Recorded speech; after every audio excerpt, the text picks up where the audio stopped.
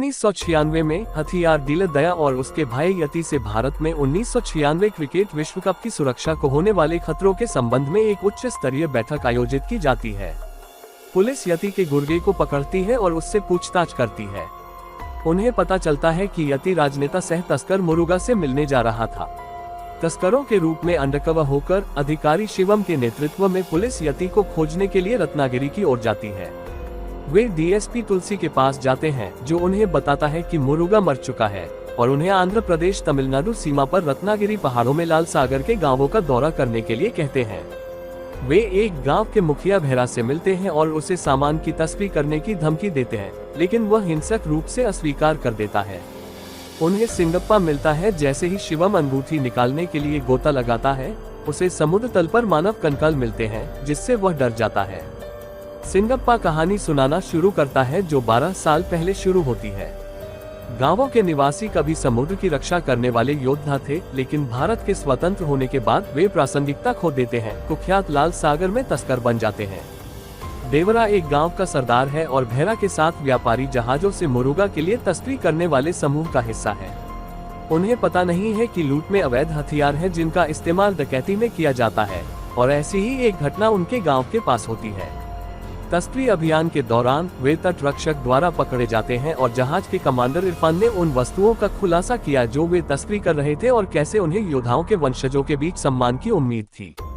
देवरा का हृदय परिवर्तन होता है और वह उनके तस्करी के काम को बंद करने का फैसला करता है, जो भेरा सहित अन्य सरदारों को पसंद नहीं आता है। वे उसे मारने की योजना बनाते हैं, लेकिन असफल हो जाते हैं। देवरा ग्रामीणों को तस्करी के लिए समुद्र में जाने से रोकता है। वह अपनी जान लेने की कोशिश के बाद गायब हो जाता है और किनारे के पास एक चट्टान पर संदेश लिखता है कि वह तस्करी के लिए समुद्र में जाने वालों को रोकना जारी रखेगा।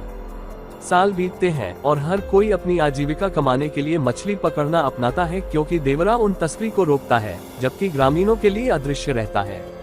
उसका बेटा वारा अपने पिता के विपरीत डरपोक और मृदुभाषी बन जाता है और मानता है कि देवरा ने अपने परिवार को छोड़ दिया है। वारा का बचपन का दोस्त थनगम उससे प्यार करता है, लेकिन चाहता है कि वह देवरा जैसा हो। दूसरी ओर भेरा देवरा को मारने के लिए एक निजी सेना को प्रशिक्षित करता है। तुलसी और मुरुगा फिर से भेरा को उनके लिए तस्करी करने का मौका देते हैं और साथ ही देवरा को मार देते हैं, जो उनके ऑपरेशन में सबसे बड़ा कांटा है। जब भेरा के आदमी वारा की बहन को परेशान करते हैं, तो वह नशे में धुत होकर उन्हें पीटता है। अगली सुबह उस पर एक आदमी की हत्या का आरोप लगाया जाता है, लेकिन वारा भेरा से विनती करता है कि वह जिम्मेदार नहीं है।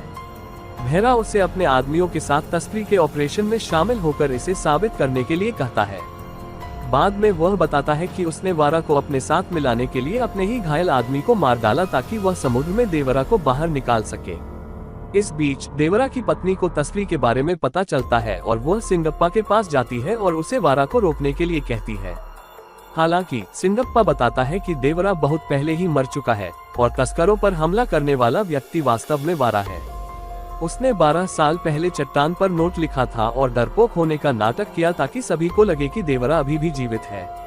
इस बीच वारा समुद्र में भेरा के आदमियों पर हमला करता है और उनकी लाशों को वापस किनारे पर ले आता है।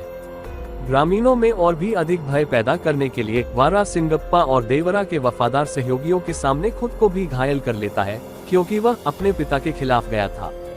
जब शिवम सिंगप्पा से देवरा के हत्यारे के बारे में पूछता है, तो फ्लैशबैक से पता चलता है कि उसे वारा ने उसी दिन मार दिया था जिस दिन वो कथित तौर पर गायब हो गया।